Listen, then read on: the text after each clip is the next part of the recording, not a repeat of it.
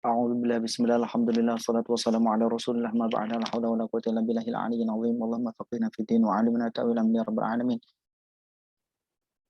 Bidayatan fi hadzal qalb mubarakah ya naftahuna dirasatan fi qira'atil Qur'an wa sabal mathani al-Fatihah ila hadrat nabiyina Muhammadin sallallahu alaihi wasallam alihi wa sahbihi wa zawjihi wa dhurriyyatihi wa ikhwani nabiyina muslimin wa alaikum washabihi ajma'in. Tabi'ani tabi'ina lahum bi ihsan din ajma'in malaikatul muqarrabin wa qurubin wa rahman wa rahmatin shibban wa hafdhi malaikatin ajma'in.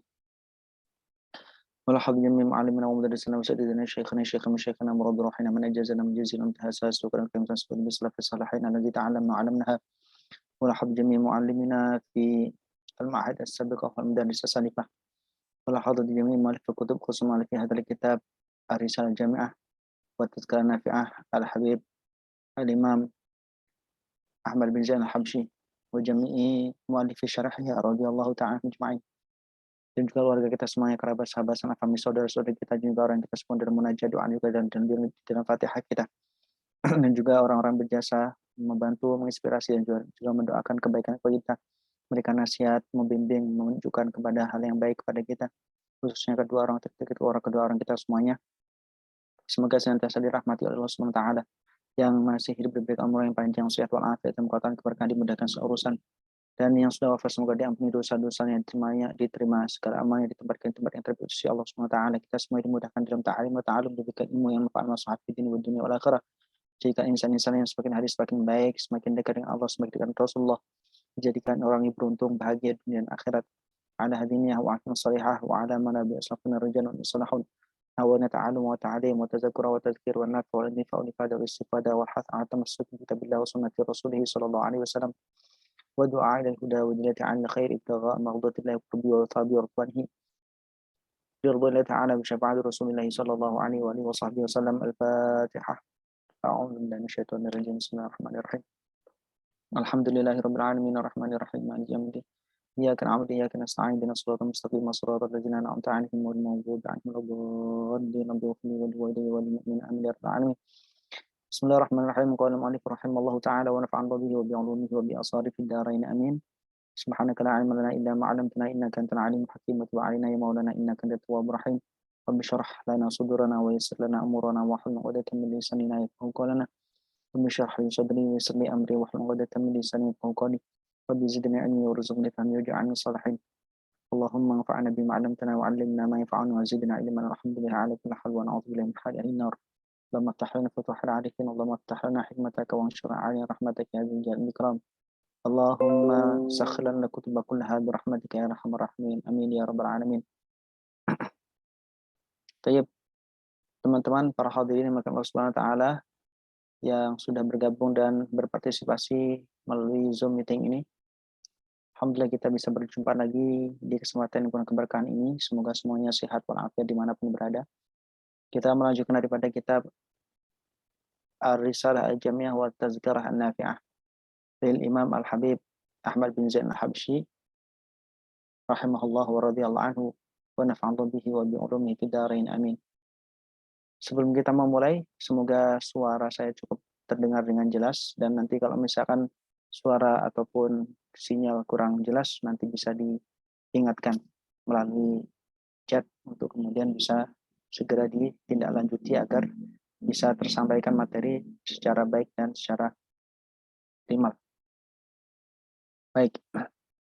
Sebelum kita memulai, barangkali ada yang mau bertanya terkait dengan materi yang kemarin sudah kita diskusikan terkait dengan rukun-rukun daripada wudhu dan juga hal-hal yang membatalkan terhadap wudhu daripada kitab Ar-Risalah Al-Jami'ah wa Tazkirah An-Nafi'ah. Kalau ada yang mau bisa ditanyakan. Kalau ada yang mau bertanya, bisa ditanyakan. Dan nanti insya Allah di akhir, seperti biasa, nanti ada sesi tanya jawab. Silakan mempersiapkan pertanyaan-pertanyaannya yang dianggap sebagai pertanyaan yang penting untuk kemudian ditanyakan. Baik, kalau tidak ada yang ditanyakan, kita langsung lanjutkan daripada apa yang sudah kita pelajari daripada kitab Ar-Risalah Jami'ah. Dan pada hari ini kita melanjutkan daripada kitab Ar-Risalah Jami'ah, yaitu adalah pertama adalah berkaitan dengan syurutu sihhatis shalah. Syurutu sihhatis shalah, syarat-syarat daripada sahnya salat. Baik. Kalau yang punya kitab kitab cetakan daripada Darul Kutub Al-Islamiyah ada di halaman 20. Ada di halaman 21. Dan di halaman 21. Kalau di dalam kitab cetakan PDF ini bisa dilihat sendiri di halaman 27 atau 28 daripada kitab cetakan daripada PDF ini. Itu adalah Darul Minhaj, cetakan Darul Minhaj, halaman 27. Bismillahirrahmanirrahim. Qala al-Imam Al-Habib Ahmad bin Zain Al-Habsyi fi kitab Ar-Risalah Al-Jami'ah wa Tazkirah An-Nafi'ah qala syurutu sihhati salat. Syarat-syarat daripada sahnya salat. Ketika kita melakukan salat, ada hal-hal yang perlu dilakukan. Di antaranya adalah rukun-rukun salat, kemudian syarat-syaratnya salat. Tapi juga ada hal-hal yang perlu ditinggalkan dan wajib bagi orang yang melakukan salat atau yang hendak melakukan salat untuk meninggalkan hal-hal itu. Itu adalah sesuatu yang menghilangkan syarat-syarat sah salat dan juga sesuatu yang dapat membatalkan salat. Dan akan dibahas dalam pembahasan di babnya masing-masing. Syurutu sihhatis salati. Syarat-syarat sahnya salat. Wa syaratu li sihhatis salati ma'rifatu dukhulil waqti. Kata Habib Ahmad bin Zain Al-Habsyi, beliau mengatakan disyaratkan agar salat itu sah atau disebut dengan syarat sahnya salat. Itu adalah yang pertama adalah ma'rifatu dukhulil waqti. Ini adalah mengetahui masuknya waktu, yakin dengan yakin. Aw ijtihadin aw ghalabati dhannin, ataupun dengan istihad, dengan cara mengusahakan, dengan cara mencari tahu. Aw ghalabati dhannin, atau minimal yaitu adalah persangkaan yang kuat. Persangkaan yang kuat daripada seseorang bahwasanya dia adalah orang yang sudah masuk di dalam salat, di dalam apa? Di dalam waktu salat. Ma'rifat dukhul waqtin biyakinin. Nah, disebutkan bahwasanya bi'an ilmahu binafsi bil musyahadah. Wa bi ikhbari thiqati an ma'aniyatin. An ma'aniyatin. Jadi di sini mengetahui waktu masuk salat secara yakin itu bisa saja melalui informasi orang yang terpercaya. Ataupun dari hal-hal yang dapat menghantarkan kepada keyakinan. Kalau sekarang banyak sekali media-media yang menghantarkan kepada seseorang untuk kemudian sampai pada level yakin di dalam masuknya waktu salat. Nah, ini yang disebut dengan ma'rifatu dukhul waqti biyakinin. Nah, bisa juga dengan cara semisal sekarang ada namanya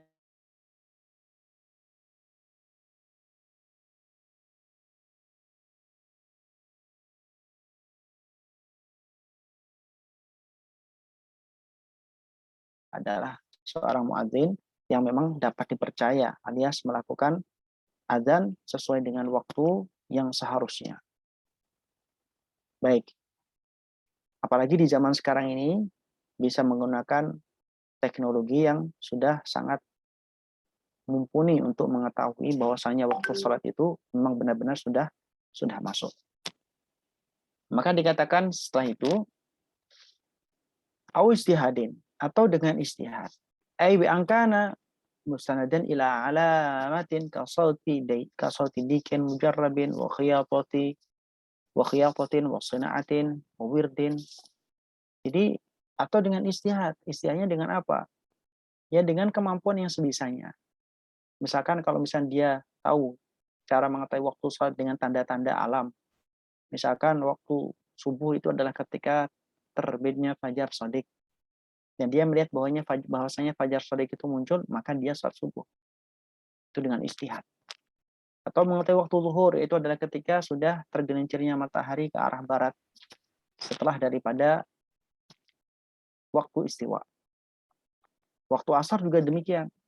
Itu adalah ketika bayangan sesuatu itu melebihi daripada panjang bayangan yang sesungguhnya, dikurangi dengan bayangan ketika waktu istiwa.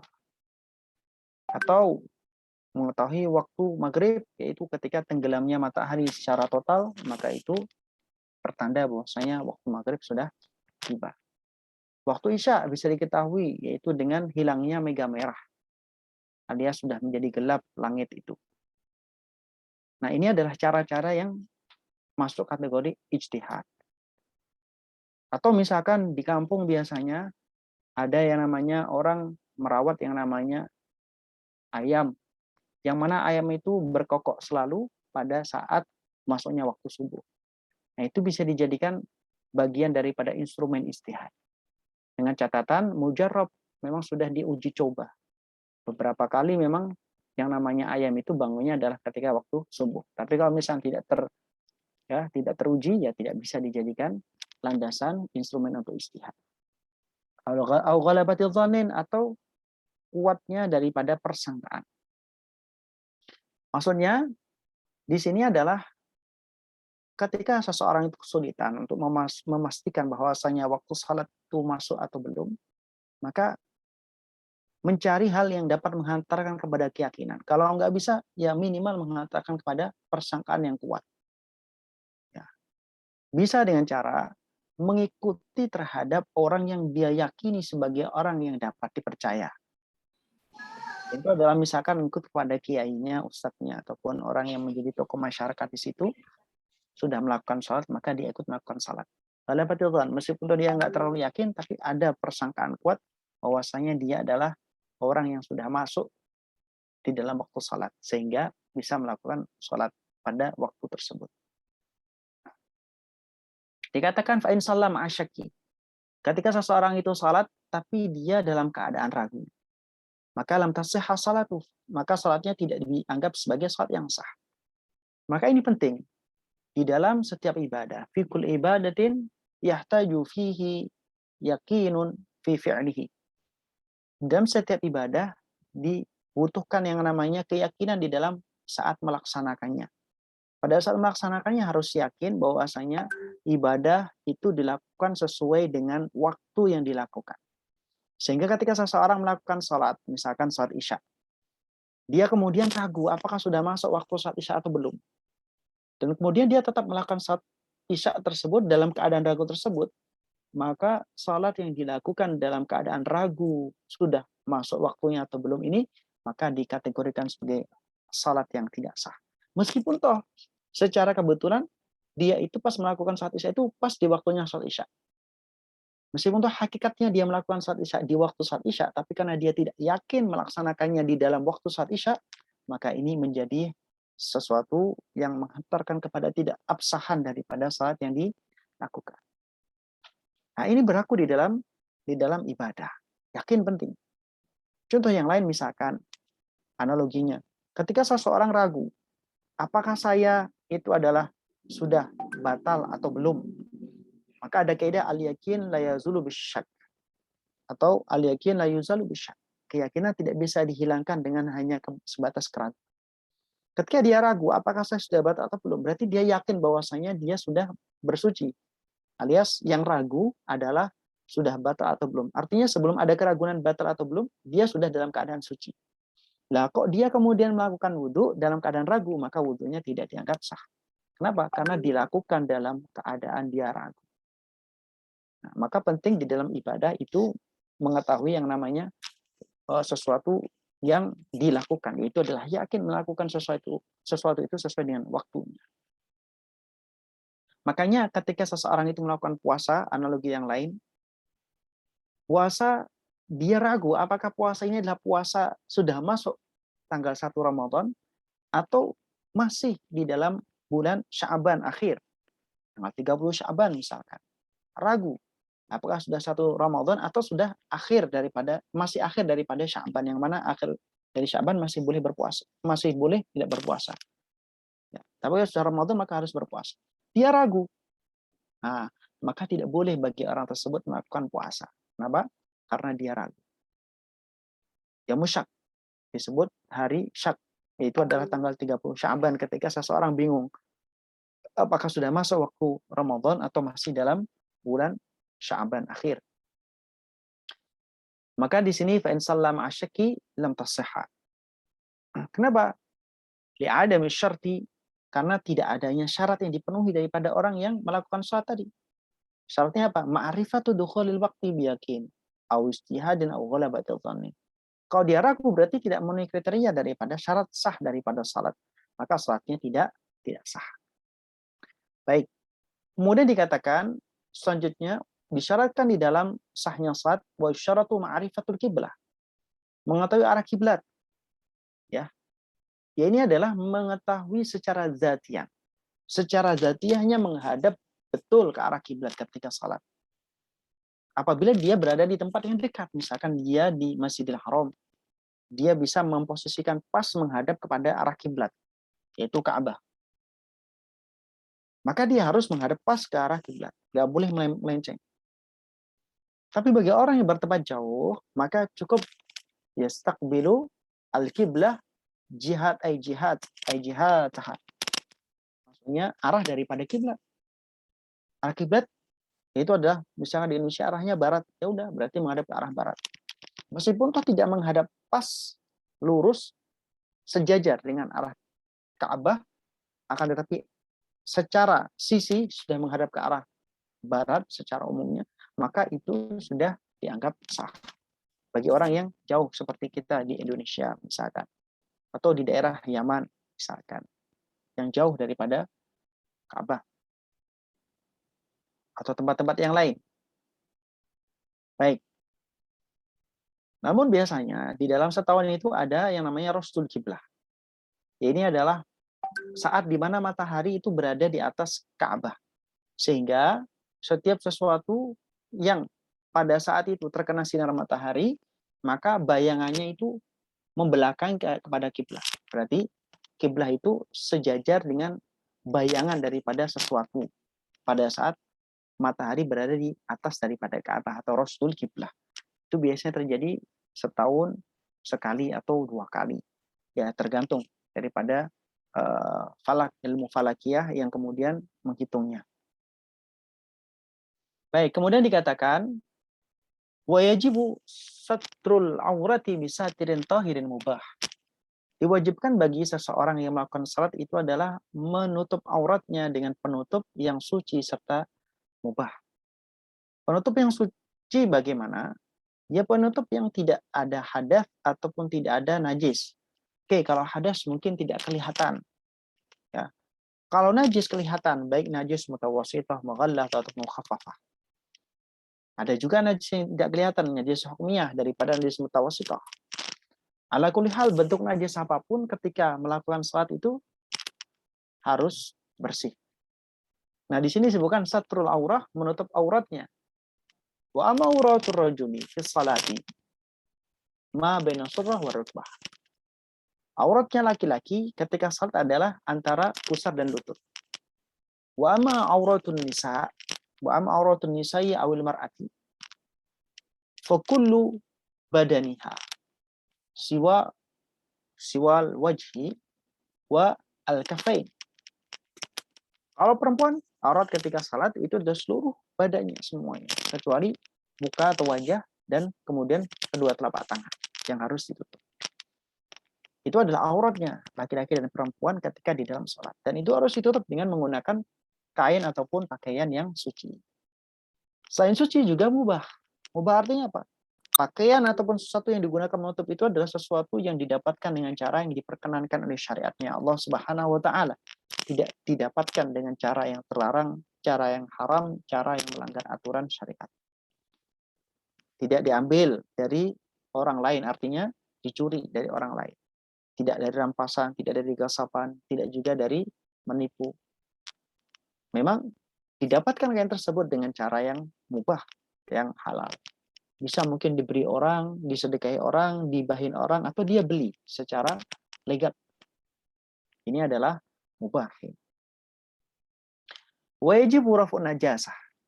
Kemudian wajib untuk menghilangkan najis. Minas saubi wal badani wal makan. 3 hal ini perlu di cross check ulang. Namanya pakaian, badan dan juga tempat. Itu harus di cross check ulang. Artinya apa?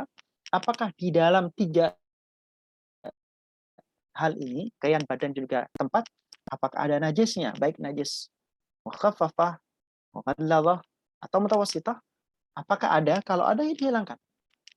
Dihilangkan najis tersebut karena tidak bisa sah seseorang salat dengan membawa najis. Ya, ini adalah hal yang perlu diperhatikan bagi orang yang salat. Hatta bahkan ketika seseorang itu salat dan dia tidak tahu bahwasanya dia adalah hamlun najasah, membawa najis.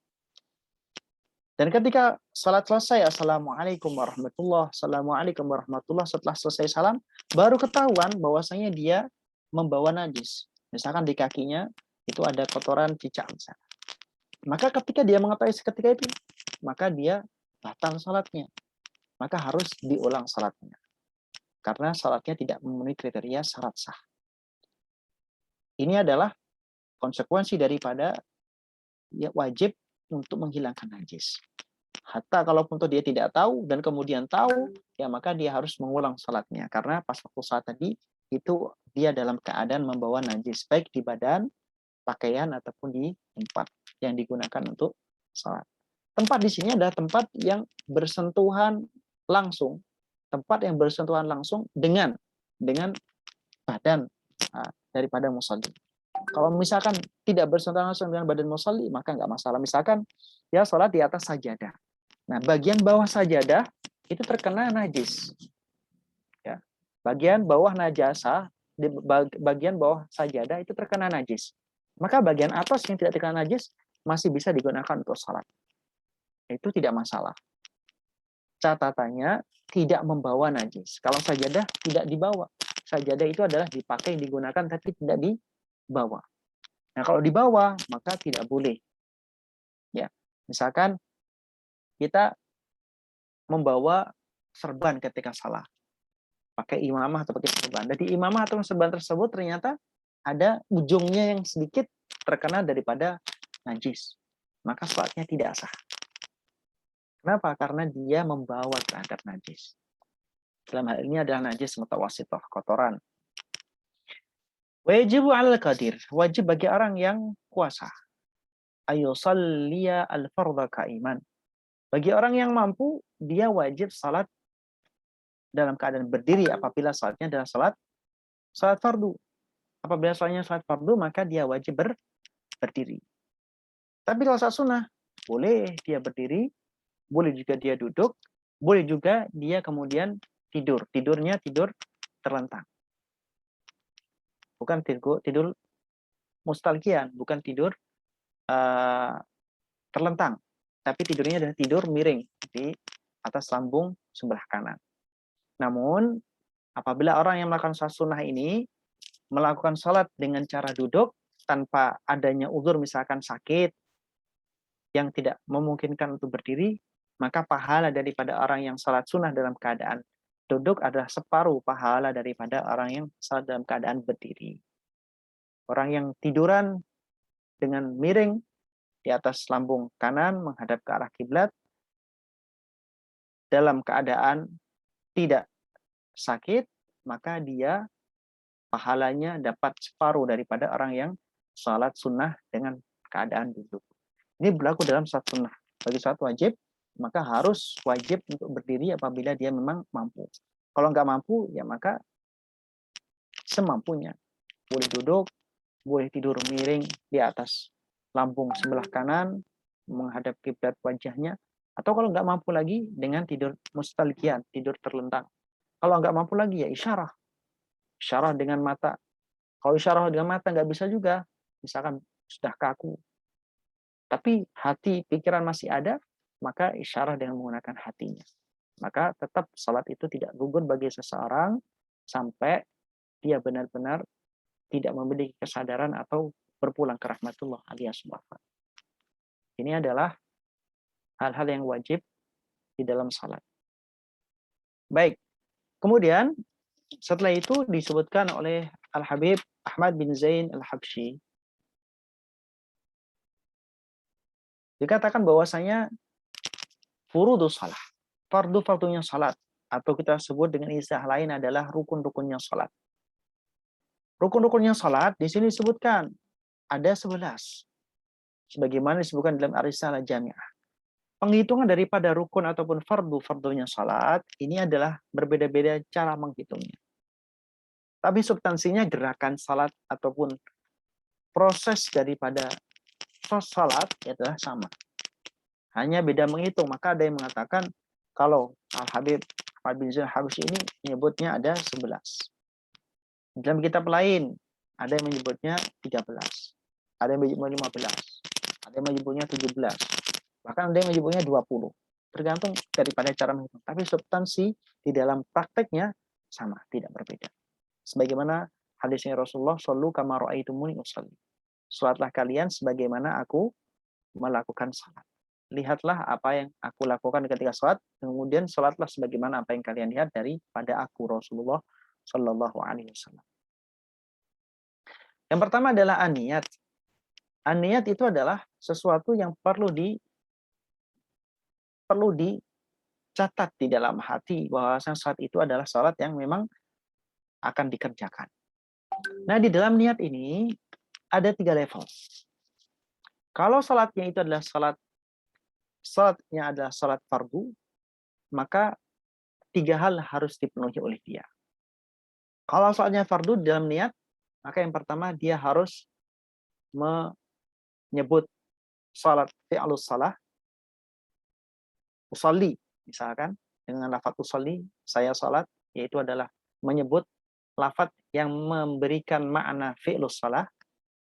Yang kedua, ta'yin, ditentukan salat apa fardu. Oh, zuhur, asar, maghrib, isya. Kemudian yang ketiga adalah menyebutkan kefarduannya. 3 hal ini apabila salatnya saat fardu, yaitu adalah zikru fi'lis salah, kemudian ta'yinu as-salah, kemudian selanjutnya yaitu adalah zikru fardhis salah. Ini kalau salatnya fardu. Level yang kedua, apabila salatnya adalah sunnah. Sunnah yang memiliki waktu ataupun sebab. Ya. Nafilah dzati sabab au waktin. Memiliki sebab ataupun waktu. Salat sunnah yang memiliki sebab atau waktu, maka 2 hal yang harus disebutkan di dalam niat. Yaitu adalah zikru fi'lis salah, menyebutkan kata-kata yang menunjukkan melakukan salat di dalam niatnya. Kemudian ta'yinus salah. Ta'yinus salah, disebutkan salatnya itu apa? Oh, sunnah qabliyah, sunnah ba'diyah misalkan. Sunnah tahajud, sunnah hajat misalkan disebutkan. 2 hal ini. Fi'lus salah dan kemudian ta'yinu as-salah. Kemudian yang ketiga, level yang ketiga, yaitu ada salat sunnah yang tidak memiliki waktu, tidak memiliki sebab, alias sunnah mutlak. Maka cukup satu saja yang disebutkan di dalam niatnya, yaitu adalah zikru fi'lis salah, menyebutkan kata-kata yang memberikan makna melakukan salat. Jadi cuma usolli, Allahu Akbar, sudah cukup. Usolli, misalnya di hati ini berbicara usolli sambil takbir, Allahu Akbar. Nah, ini sudah cukup. Apabila salat adalah salat sunnah. Salat sunnah yang mutlak, tidak memiliki sebab ataupun tidak memiliki waktu tertentu. Itulah yang disebut dengan niyah. Niat itu adalah fi'lu syai'in muqtarinan bi awali juz'ihi. Yang namanya niat adalah melakukan sesuatu berbarengan dengan awalnya juz daripada sesuatu itu. Itu niat. Hal ini berbeda dengan azam. Kalau azam itu adalah melakukan sesuatu sebelum sesuatu itu dilakukan. Nanti malam saya pengen tahajud. Saya bertekad, saya nanti malam saya tahajud. Maka ini namanya adalah azam. Karena dia memiliki tekad sebelum melaksanakan daripada pekerjaan itu. Sebelum tahajud, sekarang saya sudah bertekad untuk melakukan yang namanya tahajud. Namanya adalah azam. Baik. Nah, tentu niat bersamaan dengan awalnya juz daripada suatu yang dia lakukan atau ibadah yang dia lakukan ini, ini tidak semua ibadah. Ada beberapa ibadah yang niatnya justru lebih awal daripada mengerjakannya. Misalkan puasa wajib. Puasa wajib, wajib tabyitun niyah. Melakukan niat puasa pada malam hari. Padahal puasanya belum dimulai. Mulainya puasa kan dari terbitnya fajar shadiq sampai tenggelamnya matahari. Itu adalah durasi ataupun waktu daripada puasa. Tapi ketika puasa wajib justru dia niat wajib pada malam hari. Begitulah pada saat zakat. Pada saat zakat dia meniatkan dulu, kemudian setelah itu baru dikasihkan kepada orang yang membutuhkan terhadap zakat alias mustahik zakat. Ya, begitu pula pada saat ihram, misalkan ihram umrah ataupun haji. Dia niat dulu di mikot, tidak bersamaan dengan melakukan yang namanya proses puncak daripada haji ataupun umroh. Ini adalah adat pengecualian ibadah dalam segi niatnya yang kemudian bisa mendahului daripada yang namanya pekerjaan atau ibadah tersebut. Baik. Begitu pula kadang-kadang niat itu diakhirkan setelah melakukan ibadah. Contohnya misalkan diantaranya, saya bersedekah untuk diri saya sendiri. Kemudian setelah selesai sedekah, kemudian saya teringat orang tua saya misalkan, atau kakek nenek saya, atau nenek moyang saya. Kemudian saya niatkan sedekah tadi untuk orang tua, kakek nenek atau leluhur saya. Boleh. Ini ada ibadah-ibadah yang mana niatnya itu tidak harus bersamaan dengan melakukan ibadah itu. Takbiratul ihram ma'aniyah. Takbiratul ihram, Allahu Akbar, menggunakan lafaz Allahu Akbar, ini adalah bersamaan dengan niat di dalam hati. Makanya mahalnya niat, tempatnya niat adalah di dalam hati. Sedangkan lisan mengucapkan itu adalah untuk litashili nutki bil qalbi. Wa amma talaffuzun niyah bil lisani fahuwa litashili nutki fil qalbi. Jadi kalau misalkan sebelum niat, seperti misalkan sebelum Allahu Akbar, kemudian ada yang membaca terlebih dahulu usolli fardhon isya'i arba'a raka'atin mustaqbil qiblati fardhon lillahi ta'ala ma'muman atau imaman lillahi ta'ala misalkan. Nah, kemudian baru Allahu Akbar. Yang disebutkan secara lisan itu adalah sesuatu yang sunnah ataupun dianjurkan. Niat yang sesungguhnya adalah pas waktu bareng dengan takbiratul ihram Allahu Akbar di hatinya meniatkan salat yang dia lakukan.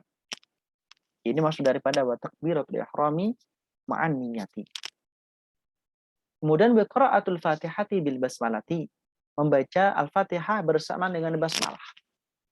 Nah, ini sebagai makna yang dikatakan oleh Al-Imam Muhammad bin Idris Asy-Syafi'i, lahir 150 Hijriah, wafat 204 Hijriah, yang merupakan pendiri mazhab Syafi'iyah yang mayoritas dianut oleh rakyat ataupun penduduk Indonesia. Kata Imam Syafi'i bahwasanya basmalah itu adalah bagian daripada Al-Quran, alias bagian ayat daripada Al-Quran. Maka Al-Quran sab'il mathani, 7 ayat yang diturunkan oleh Allah SWT, 7 ayat. Ayat yang pertama adalah Bismillahirrahmanirrahim. Ayat kedua Alhamdulillahirrabbilalamin. Ayat yang terakhir adalah Suratul ladzina an'amta 'alaihim ghairil maghdubi 'alaihim waladdallin. Namun masalah ini ada perbedaan. Ini ada antar imam mazhab. Kalau mazhabnya Imam Ahmad bin Hambal, Al-Fatihah itu adalah mulai ayat satunya adalah Alhamdulillahirrabbilalamin. Bismillah itu adalah pemisah daripada satu surat dengan surat yang lainnya. Artinya bukan ayat daripada Al-Fatihah. Ini masalah perbedaan ulama. Ala kulli hal, di dalam mazhab Syafi'i, Al-Imam Habib Ahmad bin Zainal Habsyi mengatakan qiraatul Fatihah itu harus bersama dengan basmalah. Jadi kalau misalnya baca Fatihah tanpa basmalah dianggap tidak sah. Menurut mazhab Syafi'i sebagaimana dikutip oleh Al-Habib Ahmad bin Zainal Habsyi sahibu Al-Kitab Ar-Risalah Al-Jami'ah wa Tadhkirah An-Nafi'ah. Dan juga harus menjaga yang namanya tasdidatil arba' asyarata. Menjaga daripada tasdid huruf-huruf double yang ada dalam Al-Fatihah yang jumlahnya ada 14. Bismillah, lah ada tasdidnya. Hirrah, rah ada tasdidnya. Manir rahim, rahim, roh ada tasdidnya. Jumlahnya ada yang terakhir sampai waladhdallin. Tasydid yang ada di lam pada ayat terakhir daripada Al-Fatihah. Yang ketika dijumlah jumlahnya ada 14. Harus dijaga. Jadi harus berhati-hati ketika membaca Fatihah. Oleh karena itu penting bagi kita semuanya sebagai seorang yang beriman dan orang yang muslim itu adalah talaki qiraat al-Fatihah, belajar membaca Fatihah kepada guru yang sudah diakui keilmuannya sehingga kita membacanya bisa sempurna dan tidak menjadi cacat bahkan menjadikan salatnya tidak sah. Nah, ini adalah kewajiban kita bersama-sama dan tugas kita masing-masing untuk belajar membaca Al-Qur'an dengan baik, khususnya Al-Fatihah untuk salat. Wa ikhrajid dhadi min adh-dha'i. Membedakan antara dhad dan dha. Ini kadang-kadang berbeda. Orang lisan atau lidahnya, maka berbeda juga cara mengucapkannya. Nah, ini pentingnya berguru dengan menggunakan metode yang memang diakui sesuai dengan apa yang diajarkan oleh Rasulullah, bersanad sampai kepada Rasulullah Shallallahu Alaihi Wasallam. Jadi dhad sama dha itu beda. Seperti dalam Alam Nashrah surat Al-Insyirah. Alam nashrah laka sadrak wa wada'na 'anka wizrak alladzi anqadha dha kemudian zahrak. Ada yang bacanya karena mungkin terlalu cepat atau mungkin belajarnya kurang sempurna atau mungkin karena lupa dan lain sebagainya, membacanya sama anqadha dhahrak. Anqadha dhahrak. Ada yang bacanya anqadha zahrak. Sama. Do sama zat sama. Padahal itu beda. Nah, ini pentingnya untuk talaqi Al-Quran kepada guru Al-Quran. Maka ikhraj dhad min adh dibedakan antara maghdubi alaihim waladhdallin dha sama dha. Ya, mirip tapi beda, tetap beda. Walaysa fil Fatihati dha, karena dalam Fatihah enggak ada yang namanya dha. Huruf dha enggak ada. Ya. Adanya dhad. Baik. Kemudian rukun selanjutnya adalah sumber ruku'. Kemudian ruku'. Ruku' itu apa? Membungkukkan badan, ya, membungkukkan badan ke arah kiblat, menghadap ke arah tanah. Nah, kemudian melengkung kepalanya, ya, kepalanya menghadap ke arah kiblat, mukanya menghadap ke arah bawah. Ini namanya ruku'. Apa yang wajib dalam ruku' minimalnya? Wajibu ayan haniya bihaitsu tanalu rahatahu rukbatayhi wa yatma'innu fihi wujuban hatta taskuna a'dha'uhu. Jadi yang paling minimal di dalam yang namanya ruku' itu adalah yang wajib, yaitu adalah membungkukkan badannya sehingga rahatahu alias dua telapak tangan ini bisa meraih terhadap dua lutut ataupun dengkul daripada orang yang salat tadi. Wa yatma'innu fihi wujuban, dan wajib tuma'ninah. Tuma'ninah itu adalah berdiam sekira kadar membaca subhanallah. Subhanallah, tidak terlalu cepat, tidak terlalu lambat. Itu adalah wajib. Hatta taskuna a'dhahu, sehingga anggota-anggota badannya itu tenang. Tenang sehingga di situ dihitung sebagai hitungan daripada tuma'ninah, yaitu adalah kadar membaca subhanallah tidak terlalu cepat, tidak terlalu lambat. Baik, kemudian disebutkan sobat i'tidalu, yaitu adalah bangkit daripada rukuk. Wa itma'inu fihi wujuban, dan wajib untuk tuma'ninah, yaitu adalah berdiam, badannya berdiam sekira waktu yang cukup untuk membaca subhanallah, tak terlalu cepat, tak terlalu lambat. Tsumma sujudu marrataini, kemudian selanjutnya adalah sujud 2 kali.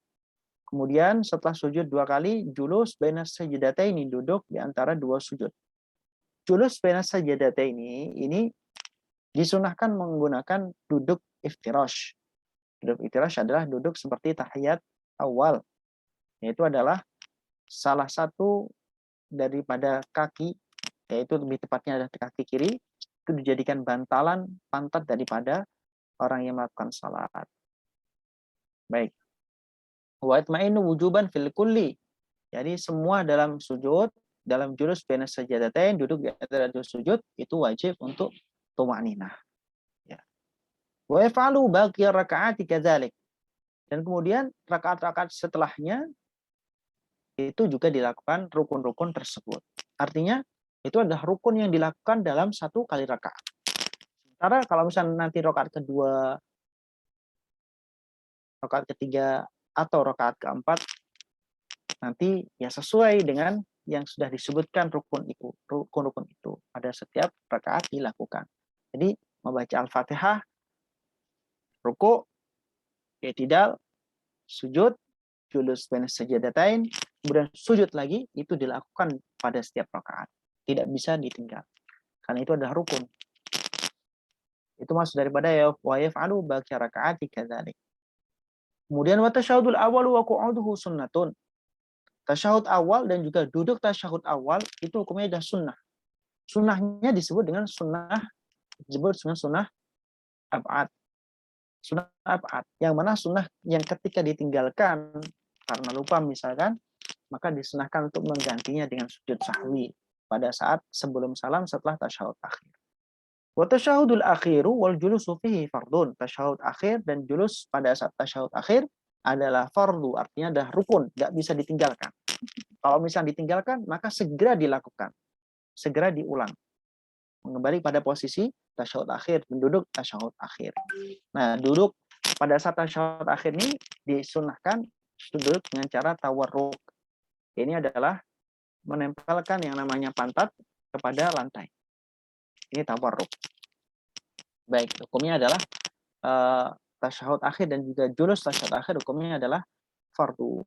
Tapi model duduknya itu boleh menggunakan model tasyahud awal atau tasyahud akhir. Tapi yang sunnah adalah tawarruk kalau tasyahud akhir. Itu yang sunnah, yang dianjurkan. Wassalatu ala nabi sallallahu alaihi wasallam ba'da tasyahudi. Membaca salawat pada Rasulullah sallallahu alaihi wasallam setelah tasyahud dan sebelum salam. Jadi tasyahud akhir maksudnya sini dan sebelum salam adalah termasuk rukun. Membaca salawat pada Rasulullah. Wassalamu minas salah. Ya, wassalamu minas salah. Dan membaca salam daripada salawat itu. Jadi dalam salawat itu di dalamnya juga mencakup salam. Itu adalah fardu. Tapi di sini maksudnya adalah wassalamu minas salati fardun. Maksudnya di sini adalah salam assalamualaikum. Bukan salam mendoakan salam kepada Rasulullah. Yang diwajibkan membaca salawat pada saat tasyahud akhir itu adalah membaca salawat pada Rasulullah. Setelah itu kemudian melanjutkan dengan salam. Setelah tasyahud akhir selesai, ya di dalam tasyahud, setelah tasyahud membaca salam pada Rasulullah, membaca salawat pada Rasulullah, kemudian saya itu salam. Salam, assalamualaikum warahmatullahi. Paling minimalnya dari salam adalah wa aqallu salami assalamualaikum. Paling minimalnya adalah membaca assalamualaikum. Dan perlu diketahui para hadirin teman-teman dimakan Allah Subhanahu wa taala, salam itu tidak wajib menoleh ke kanan dan ke kiri. Tidak wajib ya, tapi sunnah menoleh ke kanan. Itu pun apabila mau melakukannya. Ya. Dan kemudian salam yang menjadi kewajiban atau fardu itu adalah salam yang pertama saja. Assalamualaikum. Ya, kalau salamnya cuma sekali, maka sudah cukup. Kalau salamnya 2 kali, itu adalah bagus sunnah. Kalau ditambah noleh, Assalamualaikum warahmatullahi, Assalamualaikum warahmatullahi, ke kanan kiri sambil noleh, itu sunnah. Ya, salamnya wajib yang pertama saja, noleh sunnah, kemudian salam yang kedua adalah sunnah. Nolehnya juga. Baik.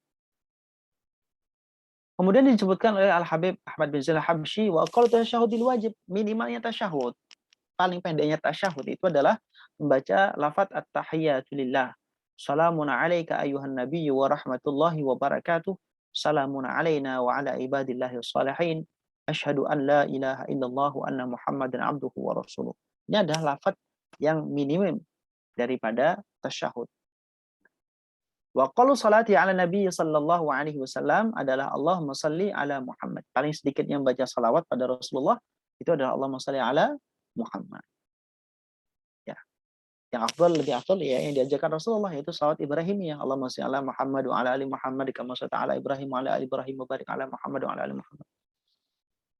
Kama barakta ala Ibrahim wa ala ali Ibrahim dan seterusnya.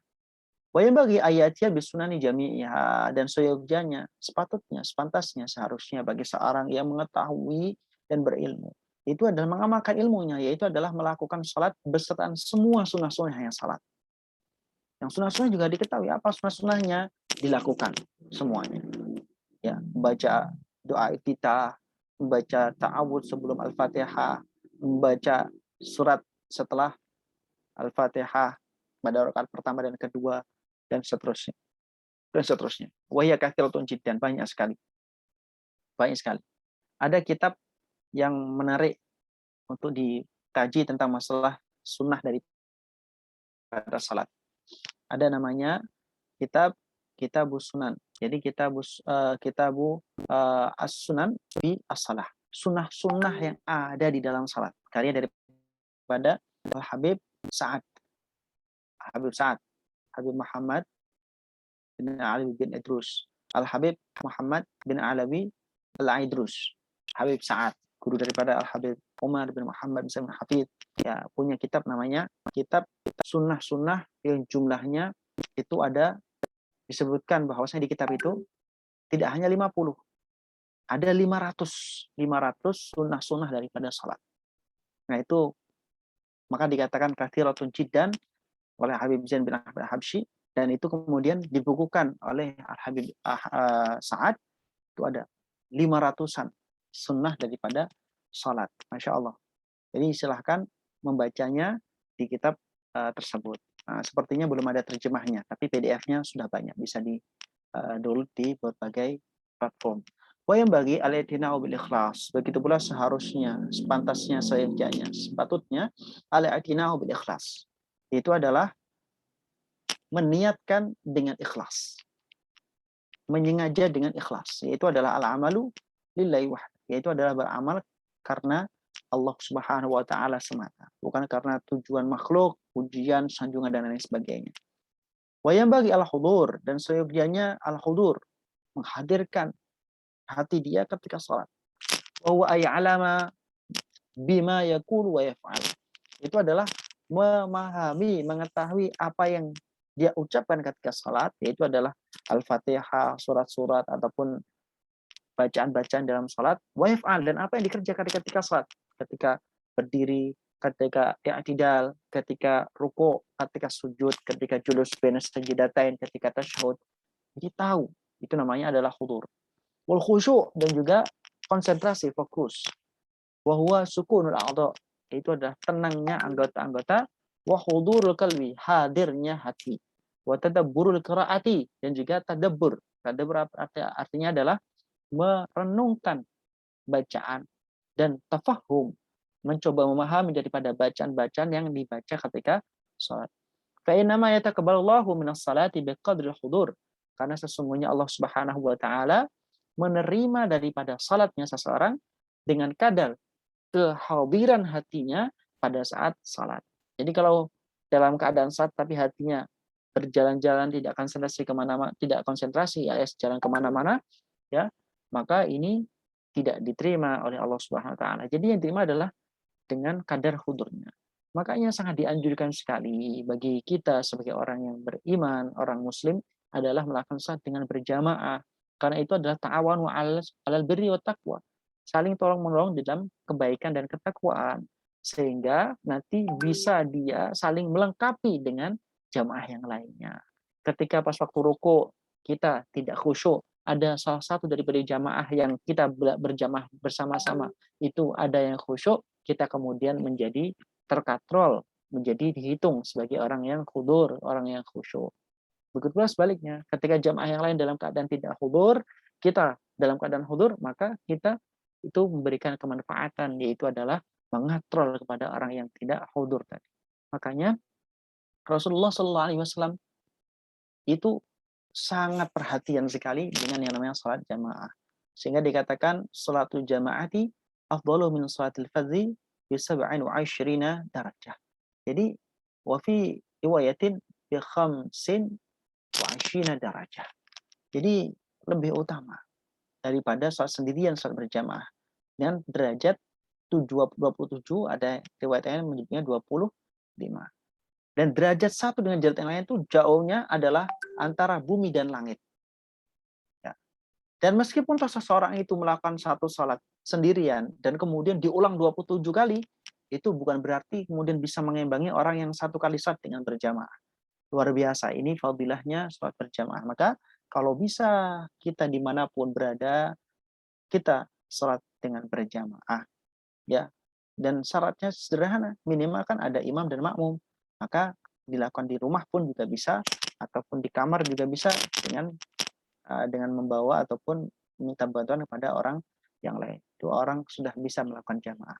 Wa yahrumu, dan haram ar-riya'u, yaitu pamer fi sholati, ketika salat, wa ghairiha. Pamer di sini maksudnya adalah misalkan ar-riya ini adalah mengharapkan karena selain Allah Subhanahu wa taala. Itu adalah beramal karena selain Allah, itu riya. Ketika salat, wa ghairiha, dan selain daripada salat. Di dalam amaliyah yang lain pun riya itu adalah sesuatu yang terlarang. Jadi riya itu sama halnya kita membakar terhadap ibadah yang kita lakukan. Kalau kota ibadah kemudian riya, maka riya itu yang menghabiskan daripada ibadah itu, alias seperti tidak mendapatkan pahala sama sekali. Yang namanya riya itu apa? Wa huwa al-amalu li'ajrin nas, yaitu adalah beramal karena manusia, karena makhluknya Allah, bukan karena Allah SWT. Jadi karena kuasa, karena tahta, karena harta, karena pujian, sanjungan, dan lain sebagainya, ini disebut dengan riya. Pokoknya, kalau bukan karena Allah, itu adalah namanya adalah riya. Wallahu wa rasuluhu ta'ala alam bisawab. Alhamdulillahirabbil alamin. Jam 20.30. Kalau ada yang mau ditanyakan, boleh bertanya. Dan kalau ada yang mau mengoreksi, dengan senang hati. Silahkan. Assalamualaikum warahmatullahi wabarakatuh. Ustaz, izin bertanya. Waalaikumsalam warahmatullahi wabarakatuh. Jazakumullah khairan, Assalamualaikum atas penjelasannya dari kitab Ar-Risalah Al-Jami'ah. Nafa'anallahu bihi wa bi ulumikum fid dharaini amin. Amin, amin. Setidaknya ada 6 pertanyaan, Ustaz, yang ingin Anda tanyakan, yang mungkin masih iskal pemahaman Anda, yaitu tentang yang pertama, hukum orang yang sholat sambil menggendong bayi, Ustaz. Misalnya seorang bayi itu dia pakai pampers, yang mana ada najis di dalam pampasnya, entah itu berupa baul atau goib. Hukumnya seperti apa, Ustaz? Orang yang menggendong bayi yang menggunakan pampas, akan tetapi di pampasnya itu ada najis. Yang kedua, untuk masalah takbiratul ihram, Ustaz, kan ada 4 tempat seseorang itu dianjurkan untuk takbiratul ihram. Ketika di awal sholat, ketika ingin ruku, bangun dari ruku, sama dari tasyahud awal menuju ke rakaat ketiga. Misalnya kalau orang itu masbuk, entah masbuk 2 rakaat atau 3 rakaat, apakah tempat takbiratul ihram dia yang dari rakaat kedua ke rakaat ketiga itu menurut dari perhitungan dia sholat, Ustaz. Kemudian yang ketiga, Ustaz, jika seorang imam dia junub misalnya, Ustaz, kemudian dia menjadi imam sholat subuh misalnya, akan tetapi dia lupa, Ustaz, kalau dia itu belum mandi junub misalnya. Hukum sholat bagi seorang makmumnya itu seperti apa, Ustaz? Mungkin 3 dulu kali, Ustaz, ya, supaya mudah untuk dijawab. Nanti sisanya mungkin lain kali. Gak apa-apa, dilanjutkan aja, gak apa-apa, Mas. Sampai saya catat. Ya. Kemudian ini, Ustaz, masalah sholatnya perempuan, Ustaz. Apakah ada perbedaan antara sholat laki-laki dan sholat perempuan? Misalnya dalam kategori sujud, dalam masalah sujud, apakah seorang perempuan itu harus tangannya agak menghimpit gitu, Ustaz? Seorang perempuan, atau tidak ada perbedaan antara laki-laki dan perempuan? Kemudian misalnya ketika seseorang itu, pertanyaan selanjutnya, ketika seseorang dia melaksanakan sholat, entah dia melaksanakan secara munfarid atau secara jamaah, akan tetapi di depan dia itu ada najis, Ustaz. Entah di lantainya itu ada najis. Apakah dia wajib menggeser beberapa langkah supaya terhindar dari najis atau gimana? Kemudian yang Anda dapat, Ustaz, dari faedah yang Anda dapat bahwa ada perbedaan antara hukum melaksanakan sholat jamaah sama hukum melaksanakan sholat di masjid, Ustaz. Yang Anda dapat masalah hukum berjamaah, indah madhab syafi'i fardu kifayah, Ustaz. kemudian ada yang mengatakan sunnah muakkadah, ada yang mengatakan fardu ain sebagaimana mazhab Hambali. Apakah ada perbedaan juga dalam pandangan ulama tentang melaksanakan sholat di masjid, Ustaz? Jadi yang Anda dapetin hukum berjamaah, ada yang mengatakan fardu ain, ada yang mengatakan fardu kifayah. Bagaimana tentang masalah hukum sholat di masjid? Ya, mungkin itu, Ustaz. Jazakumullah khairan, Ustaz. Syukran jazilan barakallahu bikum akhina Mas Ahmad. Semoga senantiasa dirahmati Allah SWT. Terima kasih pertanyaan luar biasa. Saya ingin mencoba untuk menjawab daripada pertanyaan yang disampaikan daripada Sail, penanya tadi barusan, Mas Hafid. Yang pertama, salat menggendong bayi yang berpampers. Bagaimana hukumnya? Apakah itu kemudian salatnya batal ataupun tidak? Ini ada disebutkan di dalam I'anat Talibin Hasyiah daripada Fathul Mu'in ala Qurratil Ain Al-Habib Al-Imam Syekh Zainuddin bin Abdul Aziz bin Zainuddin bin Ali Al-Malibari Al-Fanani Al-Hindi. Disebutkan di sana bahwasanya seseorang itu tidak diperkenankan ketika saat membawa najis, sebagaimana tadi disinggung di dalam Al-Islam Jami' oleh Habib Ahmad bin Zain Al-Habsyi, bahwasanya tidak boleh ketika salat alias wajib, syarat daripada seorang yang melakukan salat itu adalah yaitu adalah bersih daripada najis baik di badannya, di pakaiannya ataupun di tempat di mana dia itu melakukan salat. Jadi kalau misalkan dia salat kemudian menggendong bayi atau tidak menggendong bayi tapi bayi tersebut kemudian mendatangi ayahnya, mendatangi ibunya dalam salat, kemudian tiba-tiba kemudian merangkul, kemudian menempel kepada sang ibu dan sang bapak. Apakah itu kemudian menjadi batal? Apabila di dalam pampersnya itu ada najisnya. Kalau nggak ada najisnya, la khilaf, la muskilah, nggak ada muskil. Tapi kalau misalnya di pampersnya itu ada yang namanya air seni misalkan, atau misalkan tinja daripada bayi, kemudian bayi tersebut nempel, atau nggak bayi ya balita lah. Bagaimana hukumnya? Maka di sini ditafsil, Mas. Itu adalah ketika seseorang yang melakukan salat itu dianggap sebagai orang yang alhamlu membawa terhadap najis alias membawa bayi tersebut, ya maka dia dianggap membawa terhadap najis. Maka hukumnya adalah batal karena dia dianggap membawa terhadap najis. Najis yang dibawa oleh bayi tadi. Tapi kalau dia orang yang salah tadi, orang tua misalkan tadi itu tidak dianggap, tidak dikategorikan sebagai orang yang hamil membawa bayi tersebut, misalkan hanya bersentuhan saja, misalkan hanya nyolek saja, tidak dianggap sebagai alhamlu, ya maka tidak.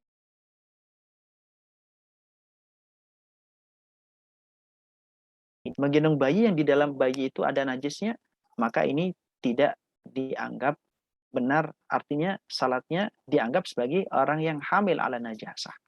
Kenapa? Karena dia membawa, menggendong, begitu. Nah ini adalah membatalkan.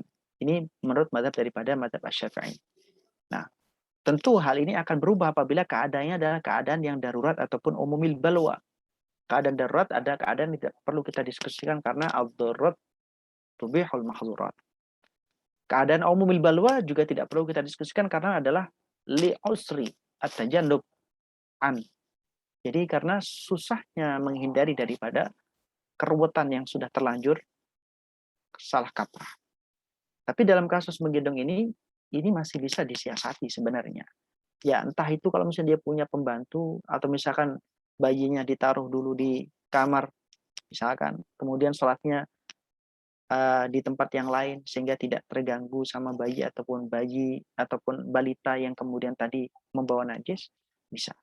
Kalau nggak seperti itu, kalau misalnya nggak bisa, ya maka gantian sholatnya. Ya, sholatnya gantian. Satunya menjaga, satunya sholat. Hakada. Itu terkait dengan menggendong bayi. Yang tadi ada pampers, di pampersnya kemudian ada najisnya.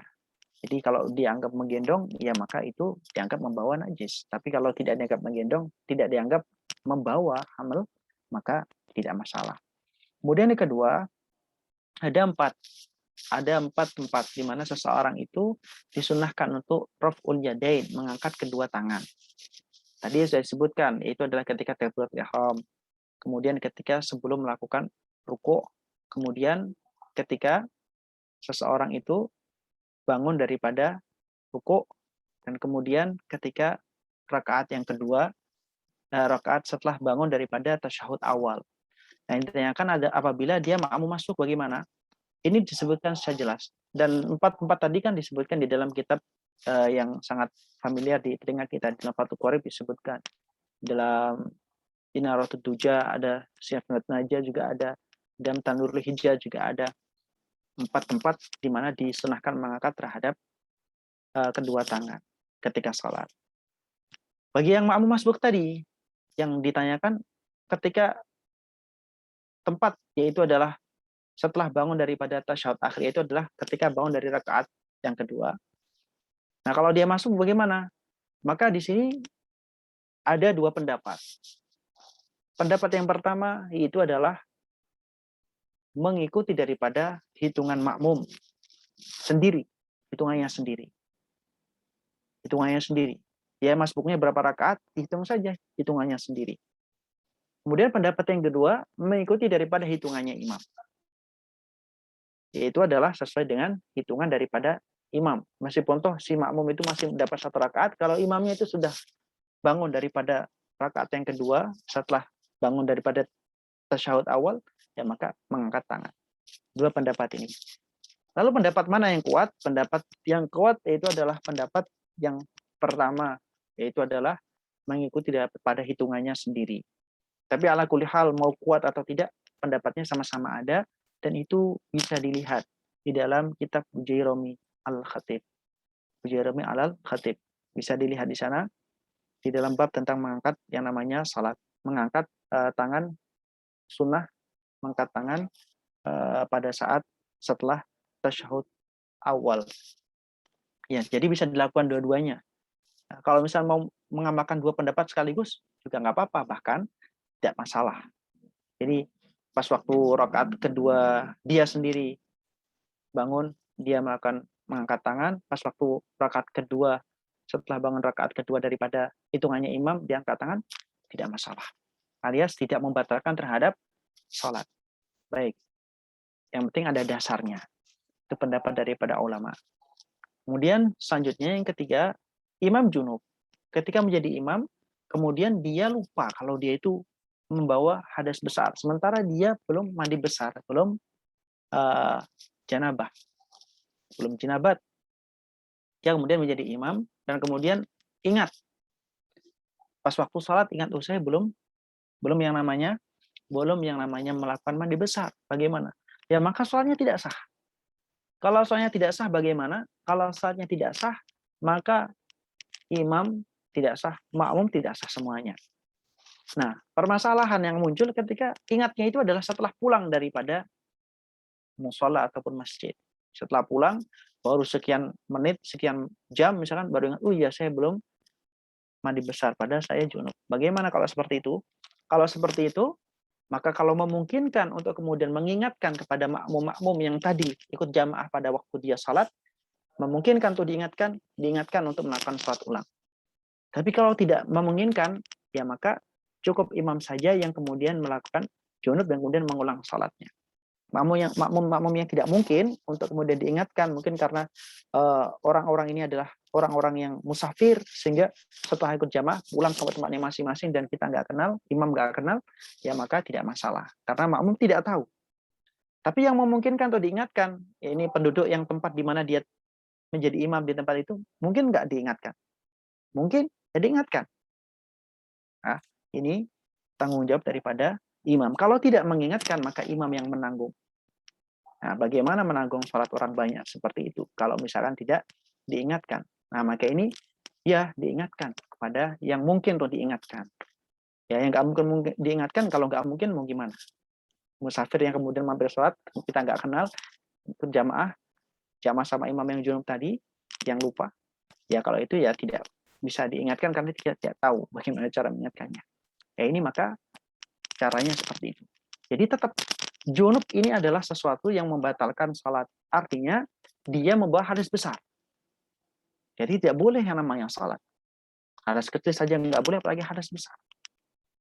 Nah, maka hukumnya makmumnya adalah batal kalau makmumnya itu adalah tahu dalam keadaan tahu dan diingatkan oleh si imam tadi.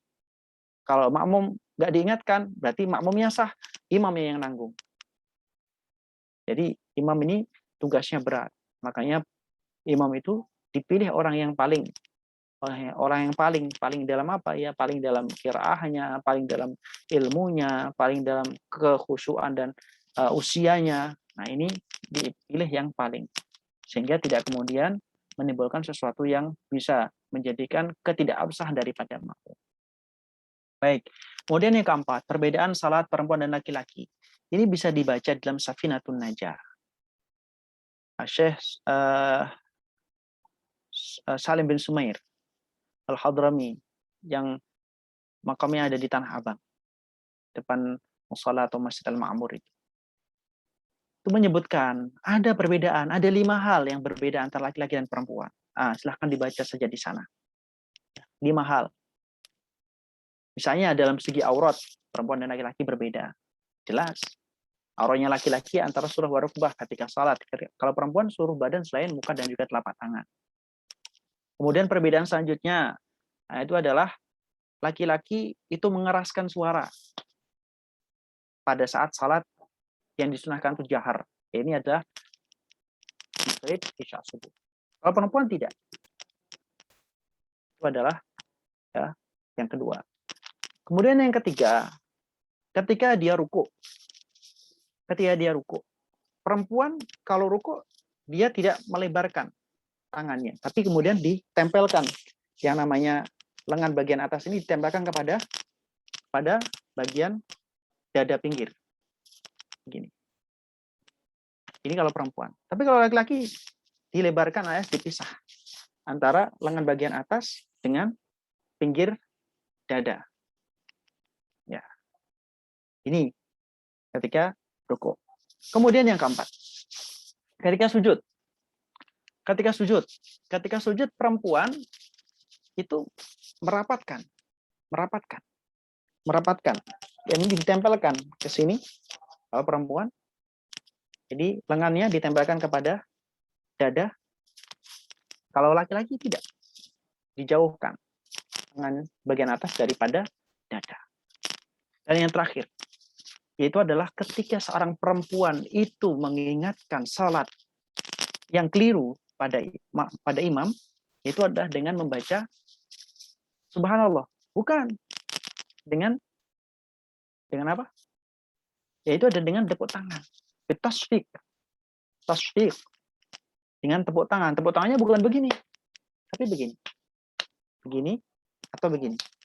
Dan jangan kemudian dua-duanya diangkat begini. Misalkan ini dari sujud nih. Dari duduk, kemudian dua-duanya diangkat begini. Kalau begini nanti baliknya lebih dari 3 gerakan. Kalau menurut mazhab Syafi'i 3 gerakan membatalkan salat. Jadi yang diangkat cuma salah satunya, entah tangan yang kiri atau tangan kanan diangkat, kemudian atau yang kiri yang diangkat,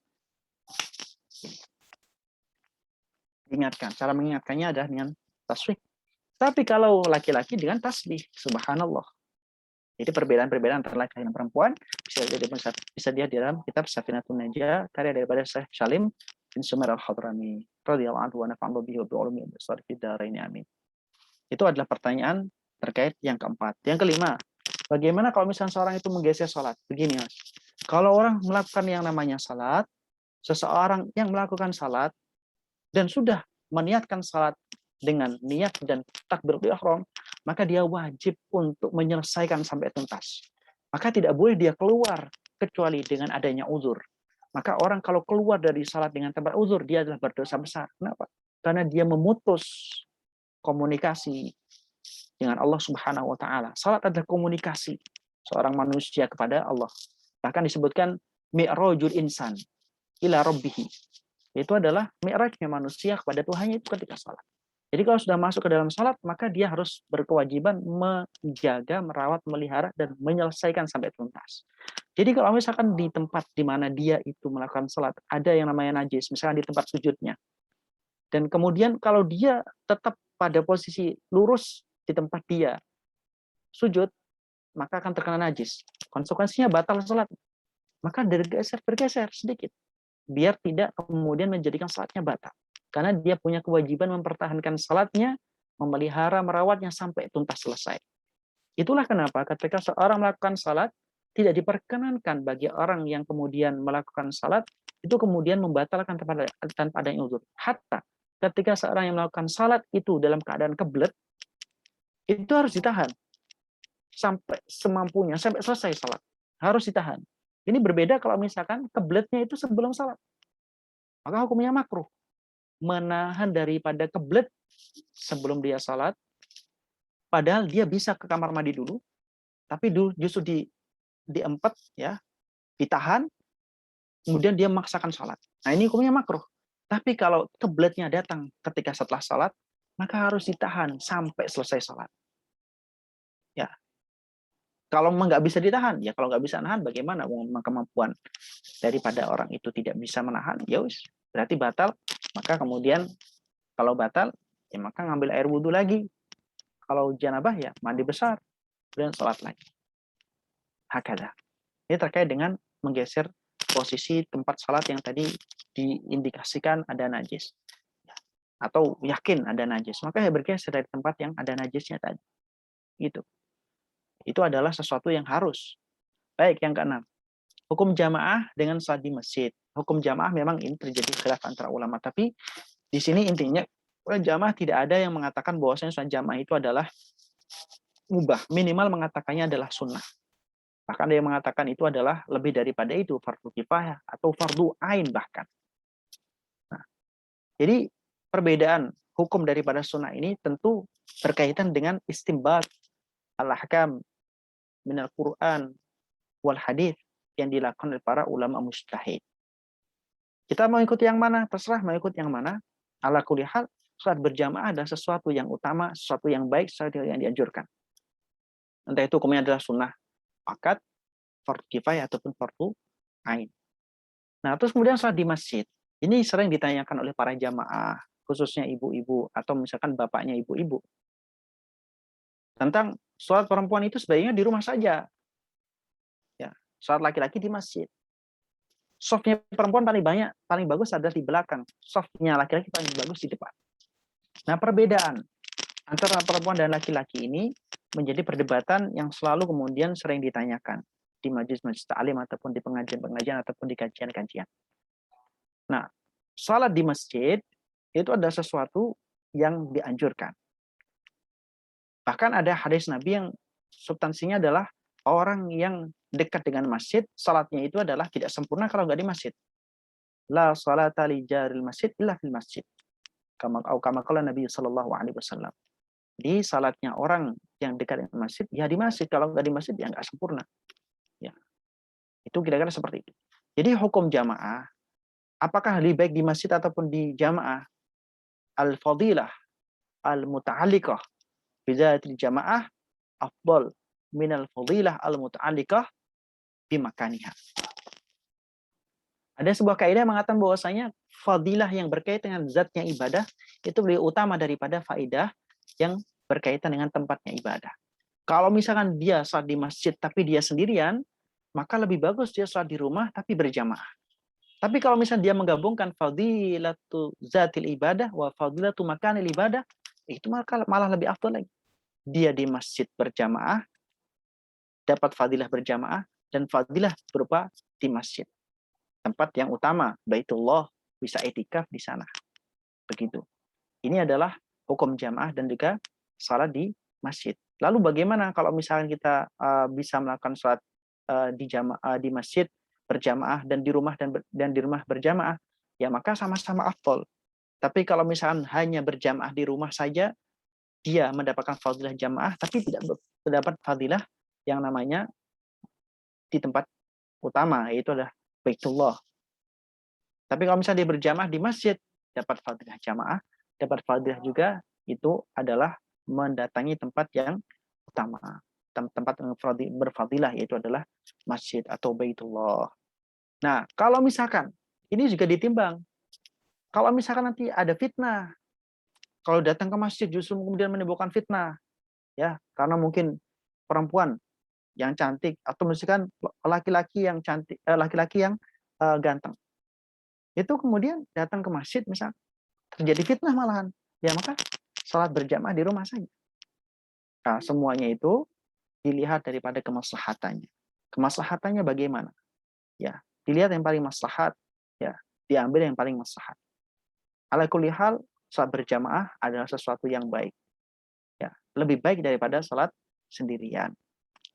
Ya, kecuali kalau misalkan kalau berjamaah justru malah kalau ada orang berjamaah, misalkan orang kalau berjamaah nanti diancam, kamu akan saya bunuh kalau kamu berjamaah, misalkan ancamannya seperti itu sampai kemudian taruhannya nyawa, ya maka tidak perlu berjamaah, tidak masalah, karena jamaah itu merupakan hal yang dianjurkan, sedangkan menjaga nafas, menjaga nyawa ada sesuatu yang menjadi kewajiban bagi setiap seorang.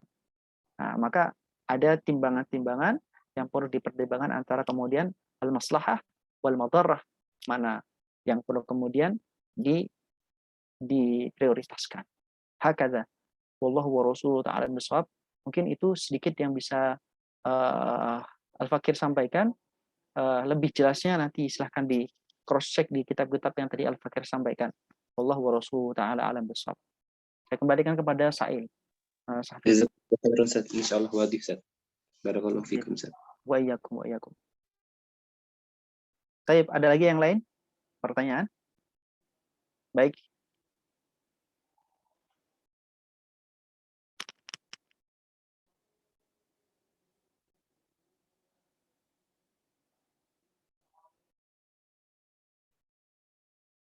Baik.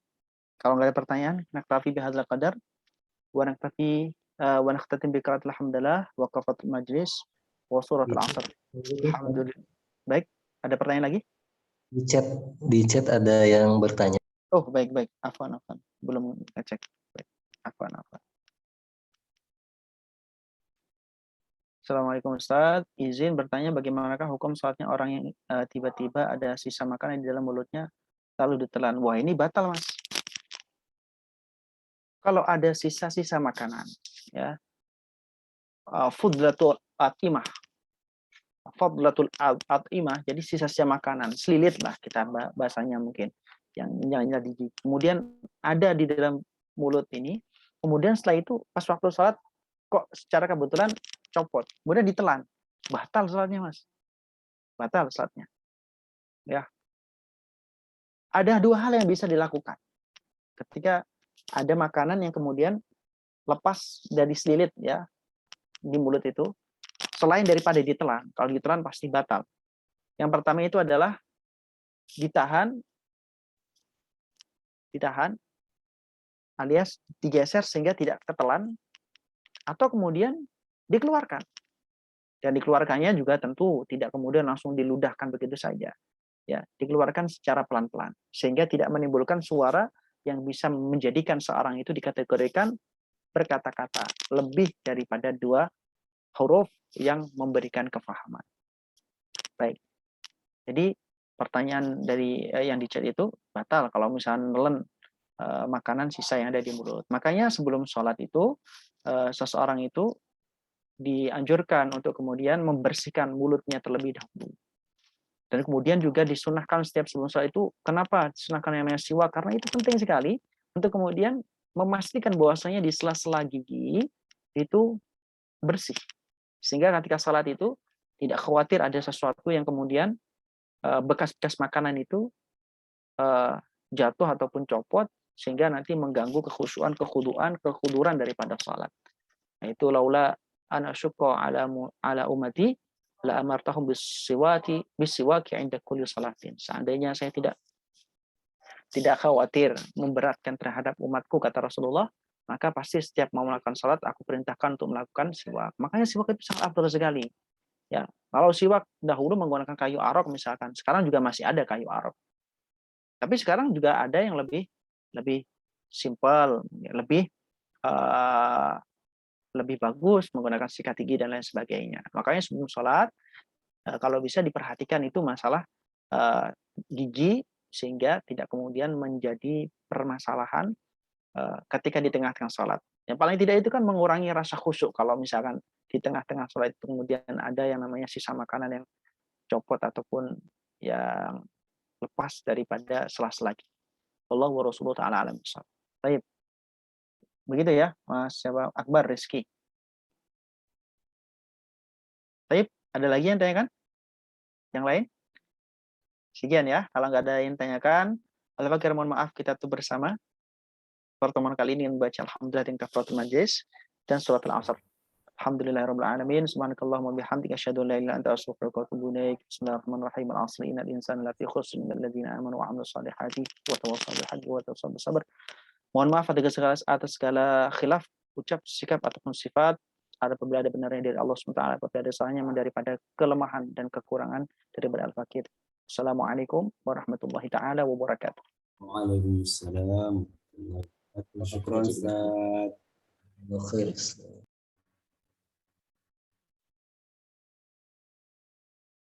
Syukran Ustaz.